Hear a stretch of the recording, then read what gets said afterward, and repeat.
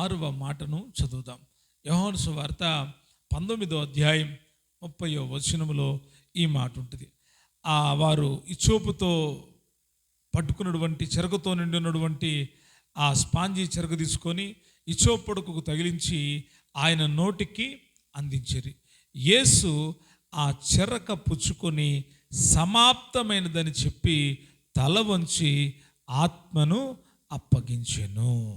ఆయన ఆ చెరకని నోటికి అందించినప్పుడు అది నోటి దగ్గరకు వెళ్ళిందంట. ఆ చెరక పుచ్చుకొని దాన్ని తీసుకున్నాడంట. ఆయన తీసుకోలేదని కాదు, ఆ చెరకాన్ని పుచ్చుకొని ఆయన ఒక మాట మాట్లాడుతున్నాడు, సమాప్తమైనది. ఏమైంది? సమాప్తమైనది. ఏంటి సమాప్తమైంది? ఈ మాట చాలా లోతైనటువంటి మాట. ఈ మాట చాలా అమూల్యమైనటువంటి మాట.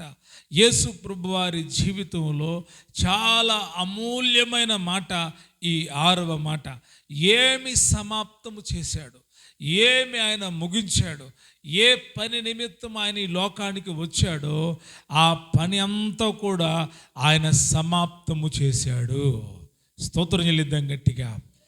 పనిని ప్రారంభించడం విషయం కాదు, పనిని మొదలు పెట్టడం అంత పెద్ద విషయం కాదు. ఆ పనిని కడ వరకు కొనసాగించి ఆ పనిని ఉన్నది ఉన్నట్టుగా చేసి ప్రతిఫలం పొందగలిగిన వాళ్ళు ఎంతమంది ఉన్నారు?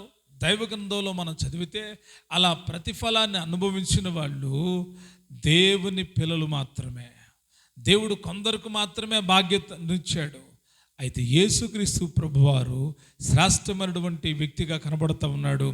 ఆయన తండ్రి యొక్క సంపూర్ణమైన చిత్తాన్ని నెరవేర్చిన వాడై ఉన్నాడు. ఆయన సమాప్తమైనది అని చెప్పిన మాటలో చాలా లోతైనటువంటి అర్థం ఉంది. ధర్మశాస్త్రము ఏది చేయలేకపోయిందో అది యేసుక్రీస్తు ప్రభువారు ముగించాడు. యాజకులు చేయలేని దాన్ని యేసయ్య చేశాడు.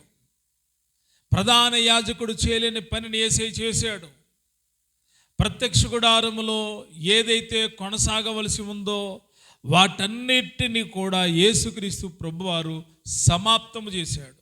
సమాప్తమైనది అని ఎందుకు ఆయన ఆత్మను అప్పగిస్తూ చెబుతూ ఉన్నాడు అంటే, ఒక పనిని కంప్లీట్ చేశాడు.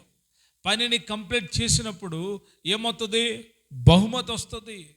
ఆయన ఆరంభంలో బోధించినప్పుడు విస్తారముగా వాక్యాన్ని ప్రకటించాడు.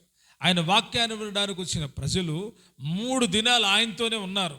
కానీ ఆయన సిలువలో పలుకుతున్న ప్రతి మాట ప్రజలకు గొప్ప విజయాన్ని చూపిస్తూ ఉంది, ఆదరణ కలిగిస్తూ ఉంది, నమ్మకాన్ని పుట్టిస్తూ ఉంది. ఆ మాటలు చాలా విలువైనవి. ఈ 6వ మాటలో ఉన్న ప్రత్యేకత ఏమిటయ్యా అంటే, ఆయన ఆ చెరక పుచ్చుకుని అంటున్నాడంట, సమాప్తమైనది. ఏమైంది? సమాప్తమైంది. ఇట్స్ ఫినిష్డ్ అంటున్నాడు.